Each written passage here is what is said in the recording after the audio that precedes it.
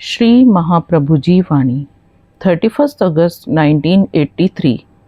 शाम को कृष्ण जन्म के उपलक्ष्य में एक छोटा सा नाटक होने के पहले। आज परम मंगलमय व पवित्र जन्माष्टमी का दिन है, जो कि भगवान कृष्ण के जन्म का शुभ दिन है। इस क्षेत्र के निवासियों से मुझे एक निवेदन करना है। जिस तरह आज आप लोग इस उत्सव को मनाने हेतु यहाँ पर एकत्र हुए हैं, मैं कामना करता हूँ कि सभी उत्सवों व शुभ अवसरों पर आप यहाँ आकर उत्सवों की शोभा बढ़ावें व सत्संग लाभ करें।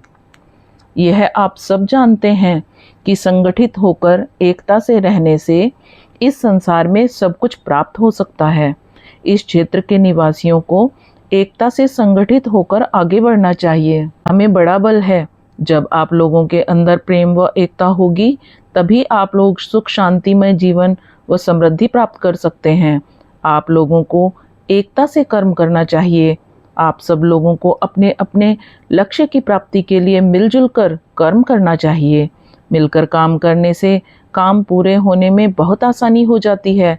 आपस में मतभेद होने से और फूट पड़ने से ही प्राचीन काल में बड़े बड़े राज्य और बड़ी रियासतें नष्ट भ्रष्ट हो गईं, परंतु फिर एकता लाने से नष्ट प्राय राज्यों को नया जीवन प्राप्त हुआ है।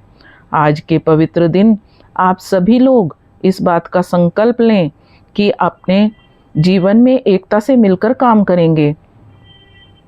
अपने गांवों की उन्नति के प्रयास करो।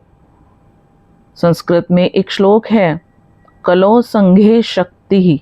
इसका अर्थ है कि कलयुग में संघों में ही शक्ति होती है।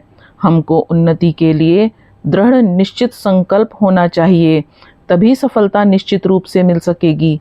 आज के मानव ने कितनी भौतिक उन्नति कर ली है। वे चंद्रमा व मंगल तारे तक पहुंच चुके हैं और अन्य नक्षत्रों तक पहुंचने का मार्ग ढूंढ रहे हैं, परंतु इस क्षेत्र के मनुष्य अभी जहां थे वहीं हैं, कुछ भी आगे नहीं बढ़ रहे। अब आप लोगों को भी आगे बढ़ने का प्रयास करना चाहिए। जिस तरह वर्तमान युग में वैज्ञानिक व औद्योगिक उन्नति हो रही है, उसी तरह आप लोगों को भी इन सभी विषयों में उन्नति करनी चाहिए। सबसे प्रथम हमको अकर्मण्यता को जड़ से उखाड़ना है। जब तक आप महान न बने, योगी न बने, आप कुछ नहीं प्राप्त कर सकते। आज आप सब लोग संकल्प करें कि हम अकर्मण्यता को जड़ से उखाड़ डालेंगे। कठिन परिश्रम करके संसार में सब कुछ प्राप्त किया जा सकता है। आप सृष्टि को भी बदल सकते हैं। कर्मयोग पर विश्वास रखो। कर्मयोग के द्वारा ही सुख शांति प्राप्त कर सकोगे। आलस्य ही इस संसार में सब दुखों की जड़ है। आप लोगों को यह समझना चाहिए कि आपको आने वाली पीढ़ी के लिए भी उन्नति का रास्ता खोलना है। आप ऐसा प्रयत्न करें कि आप स्वयं चमकती हुई ज्योति के समान प्रकाशित हों। सुख शांति प्राप्त करने का एक ही मार्ग है, वह है कर्मयोग।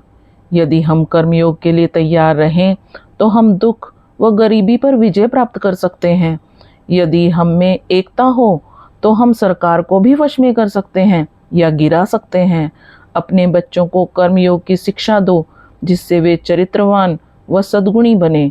जय महामाया की जय।